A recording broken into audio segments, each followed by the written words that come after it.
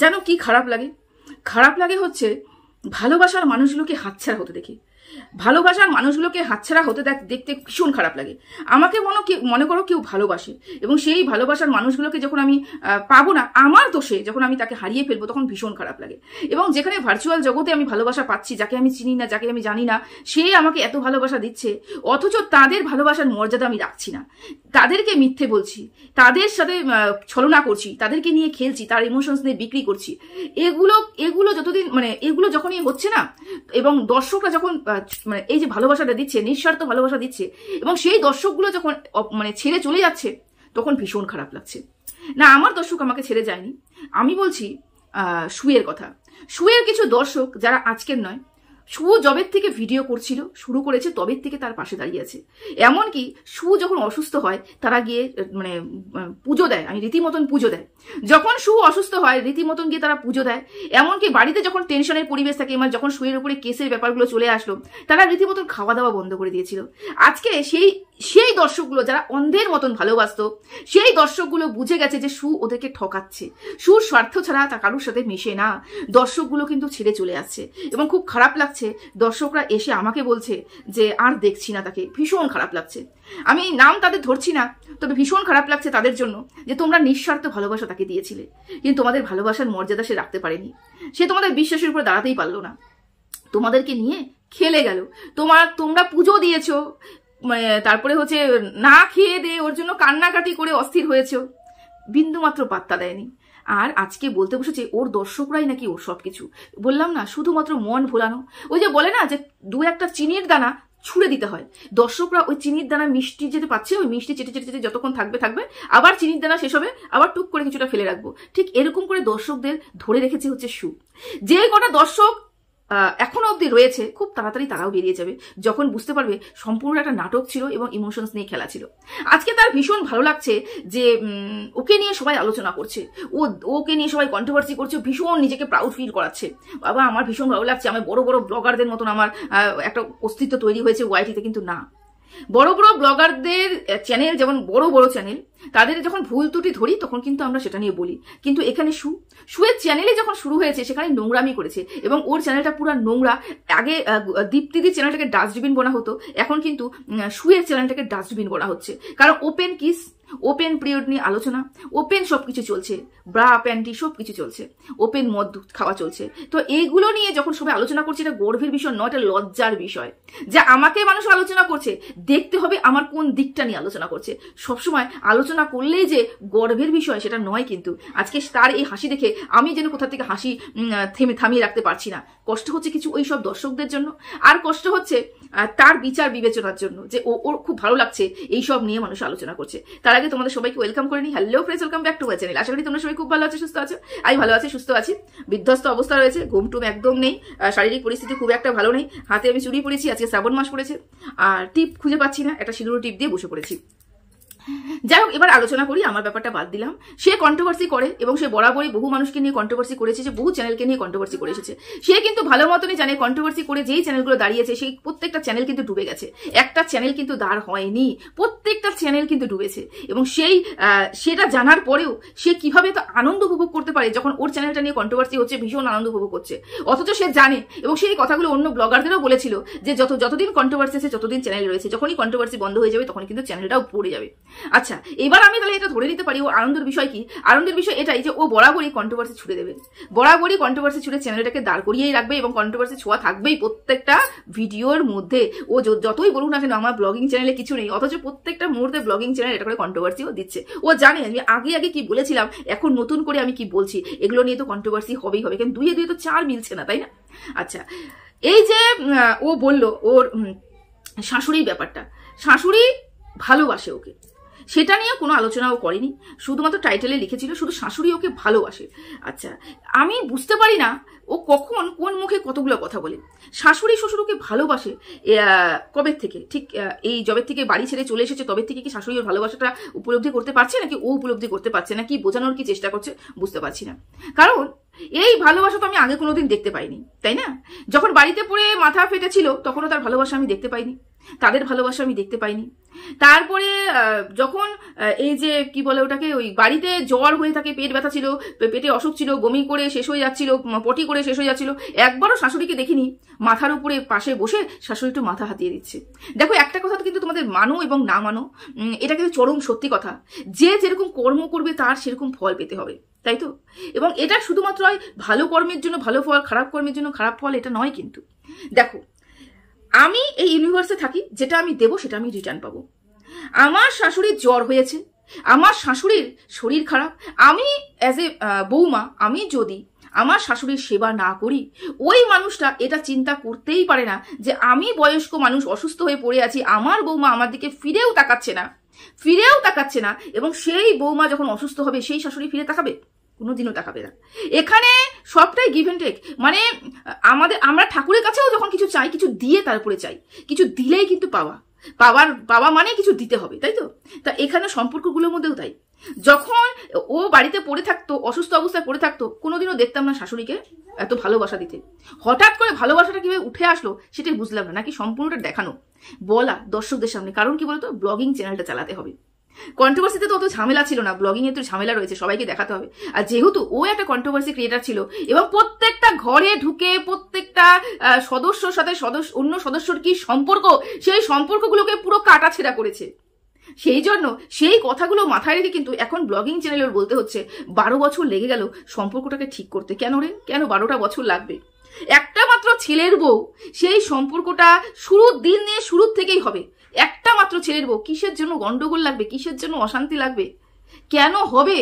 আর যখন হয়ে থাকে তাহলে আমি জানি যে আমার পারিবারিক সম্পর্কগুলো ভালো না, তাহলে আমি বড় মুখ করে কোনোদিনও পাড়ার প্রতিবেশী বা ওই সোশ্যাল মিডিয়াতে এসে অন্য কোনো ব্লগারদের ঘরে ঢুকে তার শাশুড়ি বৌমা বা অন্য কোনো মেয়ে মা বাবা কোনো সম্পর্কের মধ্যে ঢুকে কাটাছেড়া করার মতন অধিকার আমার নেই, বা মুখ আমার থাকতে পারে না।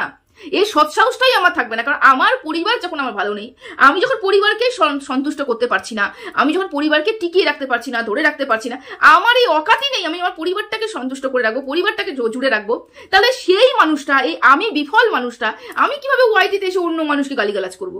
কারণ আমি তো আমার নিজস্ব জীবনে বিফল, আমি তো আমার নিজস্ব জীবনে নিজস্ব সাকসেস পাইনি আমার সম্পর্কটা ধরে রাখার জন্য, আমি কিভাবে অন্যকে নিয়ে কন্ট্রোভার্সি করবো?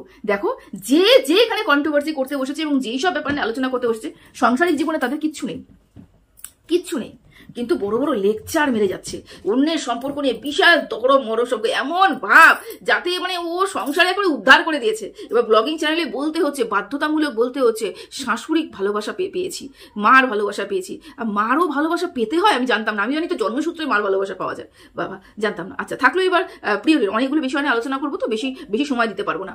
পিরিয়ডের ব্যাপারটা সেটা হচ্ছে, সেটা নাকি সোশ্যাল অ্যাওয়ারনেস, ওরা কি সোশ্যালি এটা সোশ্যাল অ্যাওয়ার করছে। আচ্ছা, কোথার থেকে তোমরা মনে করলে যে এটা অ্যাওয়ারনেস একটা প্রোগ্রাম চলছে? ওর ব্লগিং চ্যানেলে কি তোমরা অ্যাওয়ারনেসের মতন কিছু দেখেছো? ন্যাপকিন, স্যানিটাইজিং ন্যাপকিন কিভাবে ইউজ করতে হবে, কিভাবে ফেলতে হবে, কিভাবে কি করতে হবে না করতে হবে, কতটুকু যত্ন নিতে হবে, কি করতে হবে, এগুলো কোনো কিছু কেউ বলেনি। কিন্তু ও কন্ট্রোভার্সি চ্যানেলে বলতে বসেছে। এই ব্লগিং চ্যানেলে কি হচ্ছে সেটা নিয়ে কন্ট্রোভার্সি চ্যানেলে গিয়ে ও আলোচনা করছে। ব্লগিং চ্যানেলে ও বলছে যে আমি এটা নিয়ে বলতেই পারি, এটা কোনো ব্যাপার না। কন্ট্রোভার্সি চ্যানেলে বলছে এটা লজ্জার কি বিষয়? কেউ লজ্জার বিষয় বলেনি যে লজ্জা পেতে হবে না, এটা লজ্জার ব্যাপার নয়। ব্যাপারটা হচ্ছে প্রতি মাসে এই ব্যাপারটাকে হাইলাইট করা। আর যখন বললে যে এটা সোশ্যাল অ্যাওয়ারনেস, না, সোশ্যাল অ্যাওয়ারনেসের মতন কোনো আমি কিছুই দেখতে পাইনি এর মধ্যে। হ্যাঁ, এটা শুধুমাত্র তোমার ব্যক্তিগতভাবে হয়েছে, এবং তুমি বলেছো জাস্ট পুজো দিতে পারবো না, এটুকুই বলেছো। এটা তো সোশ্যাল অ্যাওয়ারনেস আসে না, কুসংস্কার আবার ঢোকানো হয় ওর মধ্যে, পুজো দিতে পারবো না।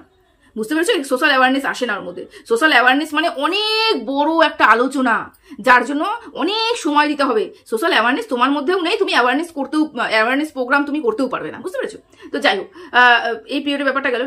লজ্জার বিষয় নয়, প্রতিনিয়ত প্রতি মাসে বলার বিষয়। তুমি যে বলে না হয়তো কোনো কারণে বলেছি, না, কোনো কারণে তুমি বলোনি।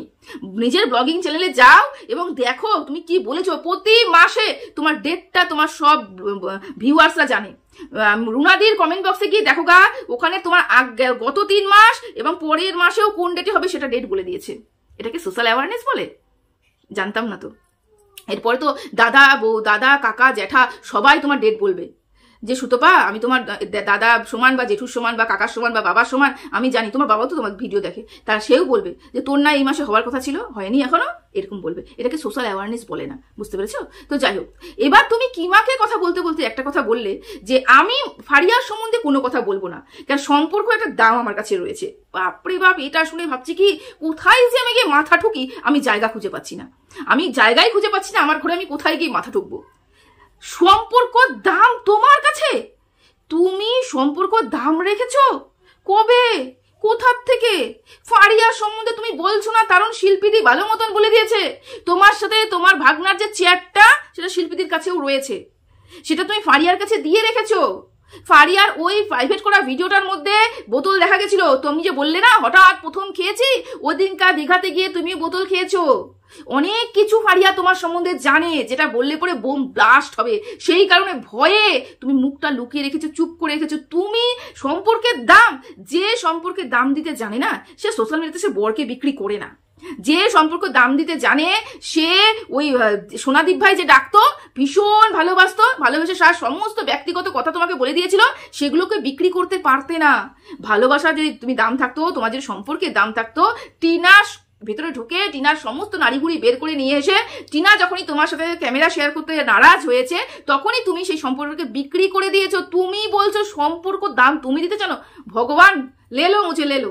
আমি আর ভাবতে পারছি না তোমার মুখে এই কথা আমি কোনোদিন শুনবো। ভগবান, মানে কোন পাপ আমি করেছিলাম যে এই কথাটা তোমার মুখ থেকে শুনতে হয়েছে? যাই হোক, সে বাদ দিলাম। আচ্ছা, আর একটা কথা, খুব গুরুত্বপূর্ণ একটা কথা তুমি বলেছো, সেটা হচ্ছে, সরি আমার ছেলে ভীষণ পরিমাণে আমাকে বিরক্ত করছে। যাই হোক, আর একটা কথা তুমি বলেছো, যেটা কি হচ্ছে, সঞ্জয়দার সাথে এখন সীমাদির একটা ভালো সম্পর্ক আমি বলবো না, তবে একে অপরকে নাম ধরে ডাকছে। তো সেটা নিয়ে আমি গতকাল বলেছিলাম যে উচ্চ হাসি, দেখানো হাসি, সেই হাসিগুলো সবসময় যেন অন্য কিছুকে ঢাকার চেষ্টা করে। বলেছিলাম তো, 100% সেটাই মিলে গেছে। সে পরিষ্কার করে বলে দিল যে হ্যাঁ, আমার মিক্সড একটা রিয়াকশন হচ্ছিল। আমি বলেছিলাম কি, ও ভেতরে ভেতরে জ্বলছে, ও ভেতরে ভেতরে জ্বলছে এবং জ্বলে ও ছাই হয়ে যাচ্ছে। চেয়েছিল এদের মধ্যে দ্বন্দ্বটা লেগে থাকুক, এদের মধ্যে অশান্তিটা লেগে থাকুক, কিন্তু সেটা ও করতে পারেনি। ও চেয়েছিল সঞ্জয়ের সাথে, সীমার সাথে বরাবরই গন্ডগোলটা লেগে থাকুক। সম্পর্কর দাম ও কোনোদিনও দিতে পারেনি, এবং ও চায় যে শুধুমাত্র ওই ওয়াইটিতে একমাত্র থাকবে এবং সবাই ওকে নিয়েই চাটবে।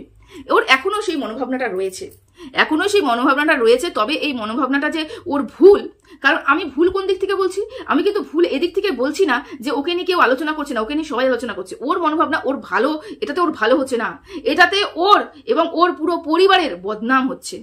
শ্বশুর শাশুড়ির শিক্ষার উপরে আঙ্গুল তুলছে, শ্বশুর শাশুড়ির পরবরিশের উপরে আঙ্গুল তুলছে, কারণ ওর হাজবেন্ডকে ও ভেড়া বানিয়ে রেখেছে। যে কথাটা আমি জীবনে কোনোদিন বলিনি, দাদার উদ্দেশ্য জীবনেও বলবো না।